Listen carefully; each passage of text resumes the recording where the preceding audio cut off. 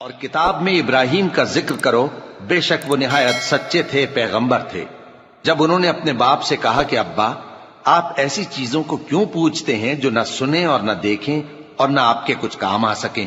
ابا، مجھے ایسا علم ملا ہے جو آپ کو نہیں ملا، تو میرے ساتھ ہو جائیے، میں آپ کو سیدھی راہ پر لے چلوں گا۔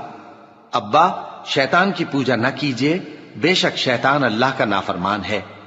ابا، مجھے ڈر لگتا ہے کہ آپ کو اللہ کا عذاب آ پکڑے تو آپ شیطان کے ساتھی ہو جائیں۔ اس نے کہا کہ ابراہیم، کیا تو میرے معبودوں کے خلاف ہے؟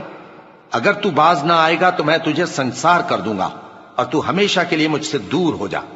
ابراہیم نے سلام علیکم کہا اور کہا کہ میں آپ کے لیے اپنے پروردگار سے بخشش مانگوں گا، بے شک وہ مجھ پر نہایت مہربان ہے۔ اور میں آپ لوگوں سے اور جن کو آپ اللہ کے سوا پکارا کرتے ہیں ان سے کنارہ کرتا ہوں اور اپنے پروردگار ہی کو پکاروں گا۔ امید ہے کہ میں اپنے پروردگار کو پکار کر محروم نہیں رہوں گا۔